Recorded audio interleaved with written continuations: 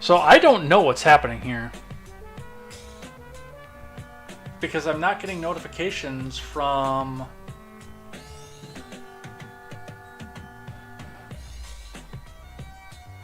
Why am I not getting my notifications, by the way?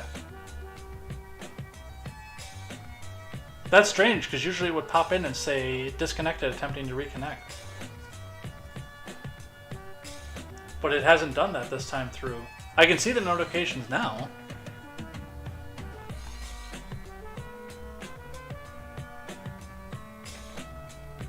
Alright, well, we gotta get the new stream up and share it out. Again, luckily, with the audio recording when this goes back, and I will upload this, by the way, the video that we've done from full recording, I'll upload that to all the platforms as well. Because you guys deserve better than to see a janky, disconnected several times live stream.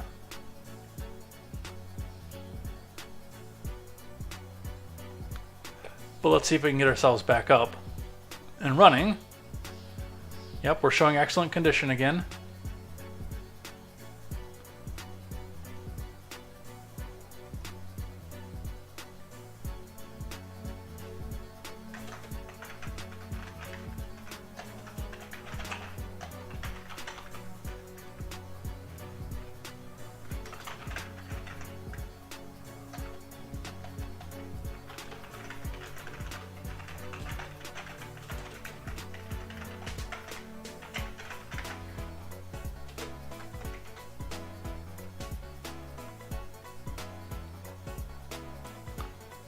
And we'll get this back into Discord again.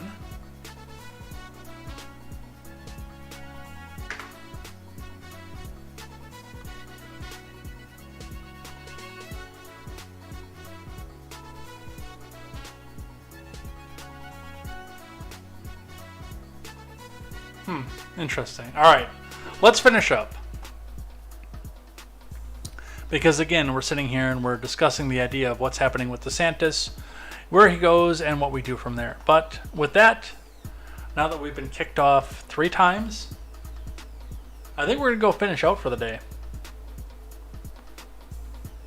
And again, a reminder that I'll go ahead and re-upload these, because I've got the recording now, as a full video on YouTube and Rumble.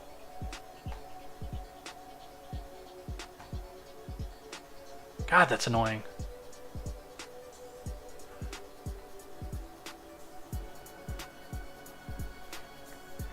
All right. We are at the 1:45 mark, and this is a Thursday night, so we are going to finish out with things that I like and things that I hate tonight. So if you are still, for whatever reason, still here and hanging out with us and finishing out, let's go ahead and finish out strong. Let's do things that I like and things that I hate, and we'll head out of here for the night. So, things that I like tonight. This one, by the way,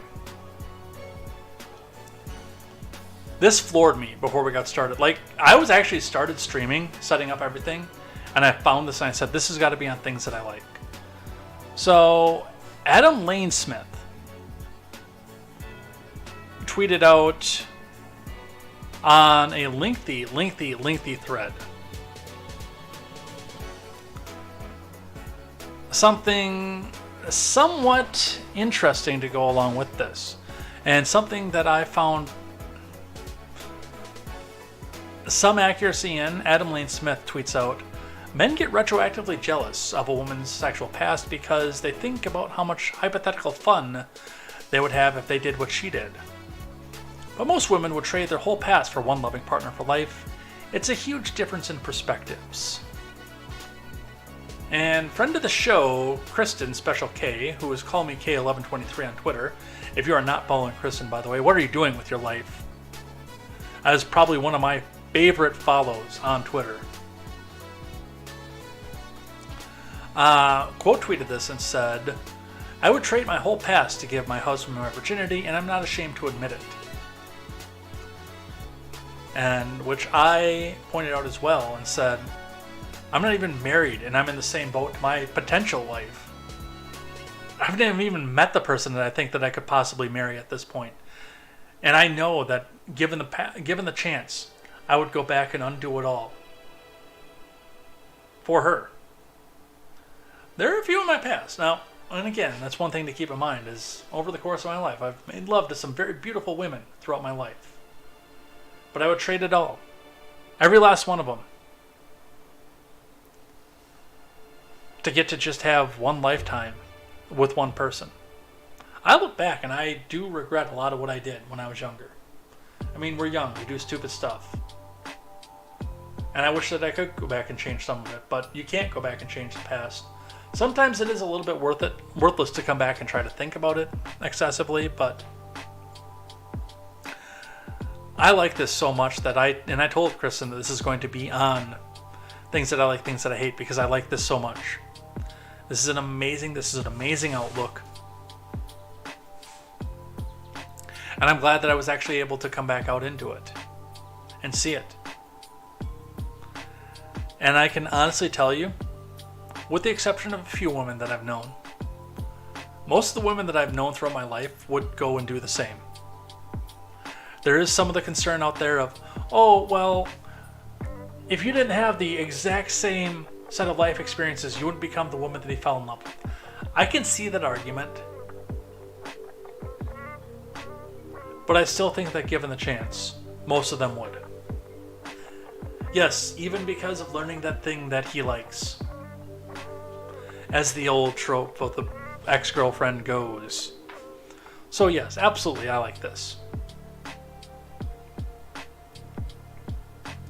Other things that I like today. The other two things that I like tonight come from the Daily Wire. Red Hot Chili Peppers bassist opens up about moment that he found God. From Keith Jerkowitz. And by the way, if you think that this gray-haired old gentleman looks familiar, all you have to do is sit here and listen and hear, "How's it hanging, McFly?" Needles in one of my favorite movie series ever. Yeah, you're catching right at the end there, Luke Wee, because, well, we've been having some connectivity issues throughout the night, and I don't know why. But thank you. Red Hot Chili Peppers bassist Flea recently opened up about the moment that he found God, saying it just made sense after struggling with a feeling of emptiness once he turned his back on his drug-addicted partying days. Born Michael Peter Belzery, the founding member of the rock band, admitted he's not religious, but the once proud atheist said he does believe in God. Well, and that's where it started with Stephen Ignoramus too. I don't think he was religious at the beginning, but he knew that something was wrong in his life and different. Have you been catching the audio platform, Luke Wheat? I know what you do for a living, and it would actually work well there, I think.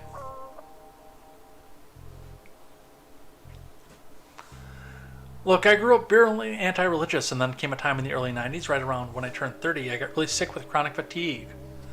Lee told the LA Times, "I've been a drug-taking madman, party all night, play basketball all day while you're in one of the biggest rock bands in history." So it was probably readily available. "I just thought I was Superman," he added, and all of a sudden it was like all the energy got sucked out of my body. I was like, I can't go on tour, I feel too shitty, and I was cut off from my friends because I wasn't partying. He said through a self-help book he stopped looking externally and turned inward. "I started thinking about emptiness, and in that moment, God just made perfect sense," the rock star said. "I mean, like I said, I've still never been religious, and I've tried. I've been to churches. I thought maybe there might be a sense of community in the church," he added. "In the 80s, I'd go to churches in South LA as an atheist. I had a friend who knew where the best gospel groups were coming through, so I'd go and it would be incredible." And these days, Belzery said he prays multiple times daily. "Look, I'm a praying guy," Flea told the Times. "I pray in the morning, when I get up, when I go to bed, and when I eat, and when I do an interview. I just stop for a second and let me get out of the way and then let go of everything." That is something, by the way, that I have been weak on and I need to get stronger on. It's my prayer game. I do go to church and believe in God, but I don't pray as much as I should, and I will come right out and admit that. That has been my weakest point with religion, but I'm glad to see something, especially somebody like Flea, get out and be able to do that.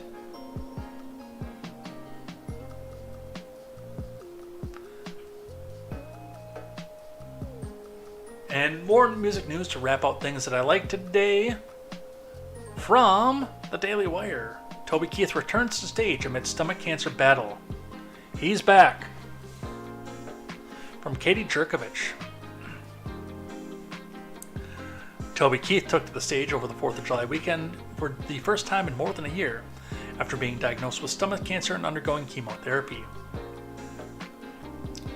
The 61-year-old performed at a couple of pop-ups in his hometown of Norman, Oklahoma on Friday and Saturday, where hundreds of fans turned out to see Red Solo Cup hitmaker, Fox News reported. One fan told the Associated Press Keith was very thankful for everyone who showed up. He seems a little taken aback by how many people were there, Joanna Hall said. He was like, "This was supposed to be a secret. This was a bigger secret than what I intended." The star's publicist confirmed to the outlet Keith and his band performed on both nights for a few hours. In June, reps for the singer told the outlet that the American Soldier hitmaker was feeling good, and they're anticipating Toby will be back on the road again soon after stepping away from the stage due to his diagnosis, which that's got to be hard too, because this is a guy who actually gets to get up and do what he loves. And then to feel like it's being taken away from you based on one of the most horrific diagnoses that's out there. And stomach cancer is a bad one too. My grandpa had it and survived it. But I'm glad that he's getting back out there. I'm glad that he's able to do so.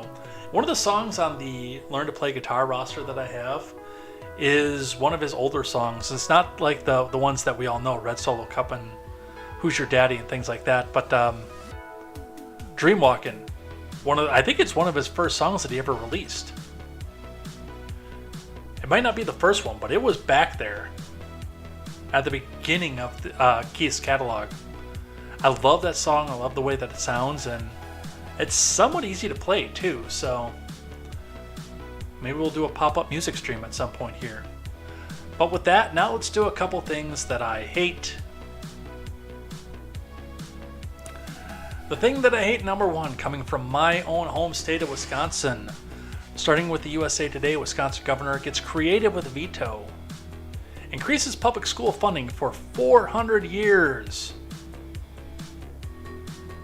Proving just how much of an asshole a person can be with line item veto. And I'm a big fan of line item veto, by the way.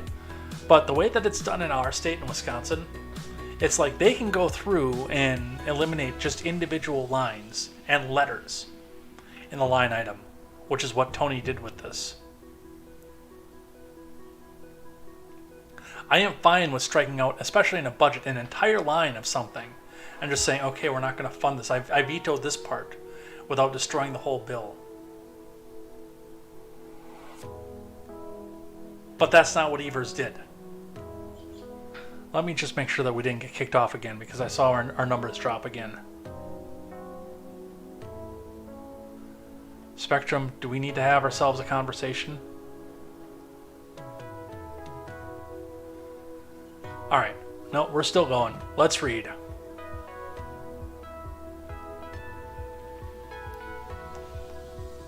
Wisconsin Governor Tony Evers, a former public school educator, used his broad authority this week to sign into law a new state budget that increases funding for public schools for the next 4 centuries. Wisconsin governors have expansive partial veto power, and Evers got creative with his use of it in his budget. He crafted the 4-century school aid extension by striking a hyphen and the 20 from a reference to the 2024 to 25 school year. It increases the increase of $325 per student is the highest single-year increase in revenue limits in state history. The surprise move will ensure districts' state-imposed limits on how much revenue they're allowed to raise will be increased by $325 per student each year until 24-25, which means that our taxes are going up. Let's see, that's 402 years.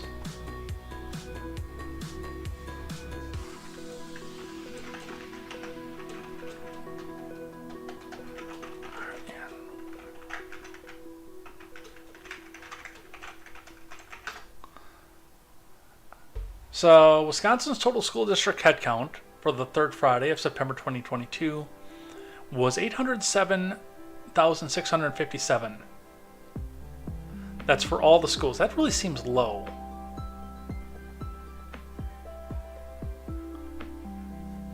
The latest one here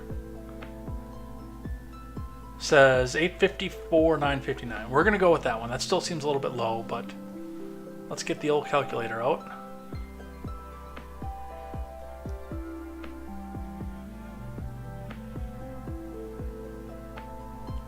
I don't have a calculator. Give me a second.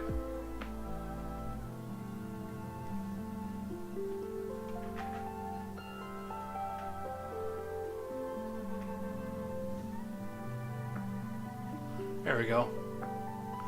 So we go 854,959. Except I have to be into the window to do that.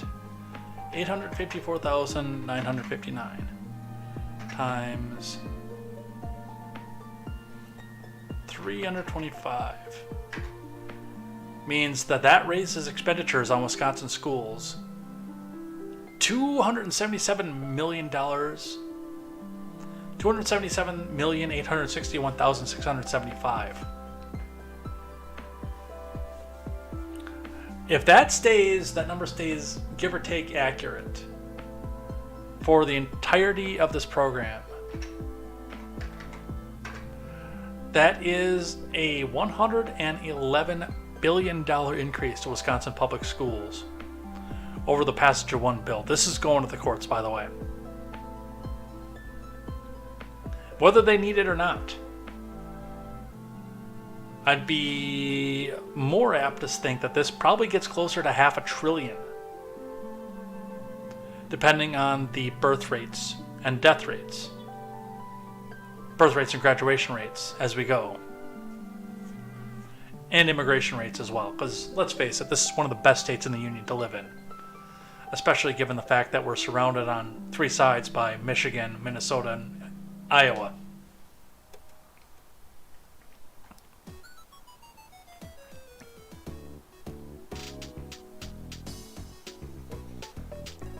Evers told reporters at a press conference in the Wisconsin State Capitol on Wednesday his action would provide school districts with predictable long-term increases for the foreseeable future, unless it gets popped in court.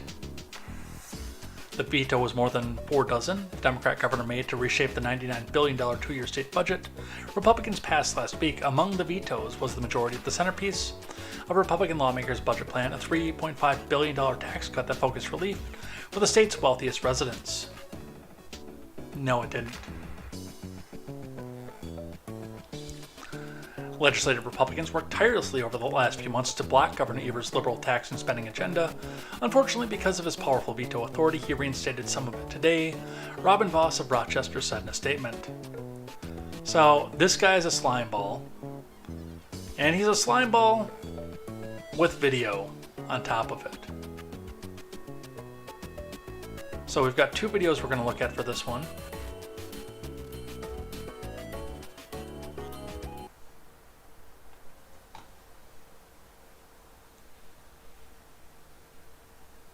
Here we go.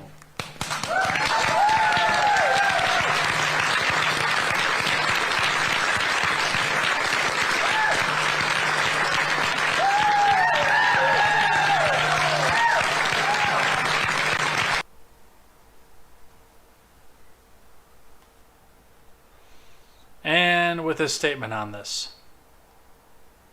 We know that we will still have a lot of work to do and ensure that state investments can keep up with inflation.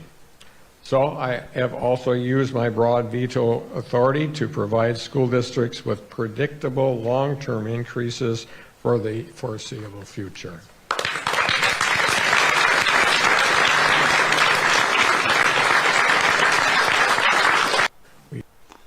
So this is going to be cool. Even the recount, liberal left-wing the recount, says Evers signed the budget to increase public school funding thanks to broad partial veto authority, but the move is likely to be challenged in the courts. It might even strike down individual letter line item veto. And again, I'm a big fan of line item veto. It was deemed unconstitutional under the Clinton years for a federal budget. But for states, it still depends on the state to do so.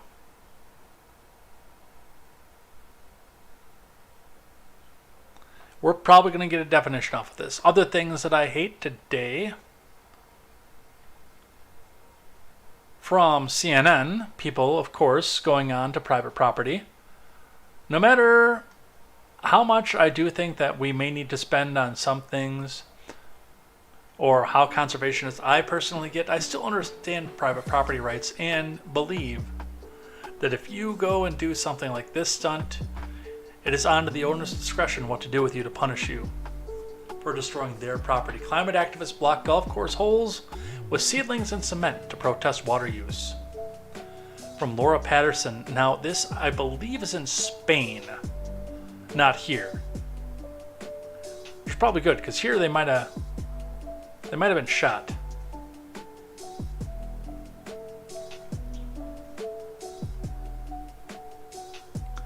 Climate activists have targeted 10 golf courses around Spain, plugging up holes to protest the amount of water used to maintain these courses as the country is gripped with a severe drought. Members of Extinction Rebellion Spain, along with activists from other climate groups, accessed golf courses in locations in 6 provinces, including Madrid, Valencia, Ibiza, Navarra. Some groups used cement to fill the holes, others planted seedlings. Protesters also unfurled signs with phrases such as "Alert, Drought," "Golf closed for climate justice," and "Water is a common good." Golf in Spain uses more water than the cities of Barcelona and Madrid combined, XR said in a video posted on Twitter. I would need to see some justification for that, because I don't buy that for a second. One hole on a golf course requires more than 100,000 liters of water a day to maintain the area around it, according to XR, which cited data from the Spanish nonprofit Ecologistas en Acción. Only 0.6% of the population plays golf, XR said. That seems excessive. We can irrigate crops for a lot less water than that in agricultural Wisconsin. I don't know if I buy that. In a statement, the group said the aim of the action was to denounce the waste of water in the context of one of the worst droughts that Europe has ever suffered. XR said it wanted to point out the cynicism of continuing to allow this type of elitist leisure. While Spain dries up, the rural world suffers millions in losses due to the lack of water for their crops. Well, it's actually vandalism, but these people are never going to face a consequence for vandalism because it's Europe. They probably would get processed, charged, and maybe even sued for the lost revenue if they did this in the United States. But a sympathetic judge in Spain is going to let this one go. I promise. And the last thing that I hate, reviewing the affirmative action. Silver Maple's here. Silver Maple likes disc golf. Silver Maple, I know who that is. Colleges to implement adversity scores in admissions after Supreme Court rejected race-based admissions. From C.G. Jones over at the Post Millennial. UC Davis School of Medicine developed a disadvantage scale system that helps select students based on their adversity scores. This comes after the Supreme Court tossed affirmative action last week. The socioeconomic disadvantage scale was developed by Mark Henderson, an associate dean of admissions at the university. The system rates an applicant's adversity from 0 to 99 according to the New York Times.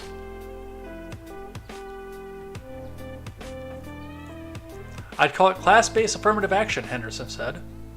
Class struggles have a huge overlap with race. That's how we skirted the issue. Yeah, we all knew that they were going to find a way to get back around this because, God forbid, we actually go completely blind on an application and let people get into college and into the workforce on their merits. We might wind up in a world that Erica Marsh dreams about. I still can't believe that account got suspended. By the way, the Erica Marsh account, we didn't cover it on Contemporary, got suspended after that egregious tweet about the fact that blacks need whites to take care of them and give them free gives and free stuff. because they can't make it on their own. And UC Davis, one of the most progressive and egalitarian schools in the country, is echoing the same sentiment. They will find a way to get diversity of appearance as much as they can without being even allowed to see diversity of thought because, well, diversity of thought is not our strength, only diversity of appearance. Oh, thank you for the ad. That always helps. Thank you so much. It's a nice, easy way that we can go back and support. And I am more willing and apt to give the ad revenue to Bezos than Zuckerberg. Or not Zuckerberg, Pichai. I would rather the AdSense and the ad revenue go to Bezos, because I actually still use Amazon, than Sundar Pichai and YouTube.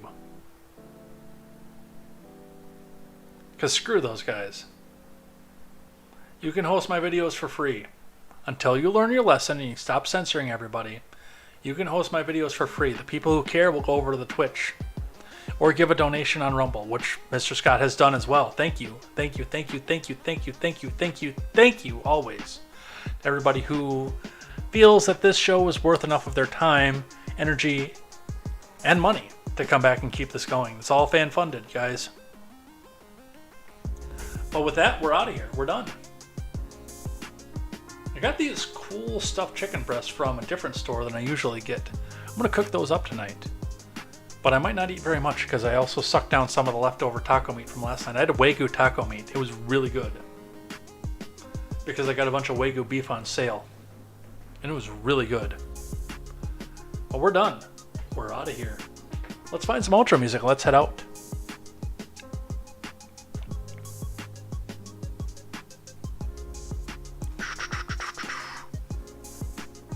There it is. All right, so after this shaky stream, we are done. We are out of here. The recording side of this from the audio platform will get uploaded to YouTube and Rumble as standalone videos. I'll do that yet tonight before I head to bed. Because that's kind of ridiculous what they did. Otherwise, you can go back and thread together the live streams, but we'll put it up as a standalone video so you can see everything, including my shocked reaction when I realized that I was kicked offline. So there's that. You guys can go check out the audio platform, which will also be uploaded too after the stream is over. So go and check that over on Spotify. And come back and join me here tomorrow for more news, more headlines, more contemporary. We'll do Twitter trending. We'll talk about some of the rest of the stuff we have here. I don't think we're going to do a makeup stream this weekend because I think I have plans for the weekend after work. I do have to work this weekend too, but I have some plans for after I work out of town. So I know I just spent a week out of town and then I'm going to go back out of town again. But come back and join me here tomorrow for more news, more headlines, more contemporary. Let's see who we're going to raid over here. I like doing this while we're on air too because that's my voice. Because then I can give some really cool people a little bit of shouting out too over here. Who is playing what? I don't know who this Bread Lord is. Let me go have a look real quick. No. Let's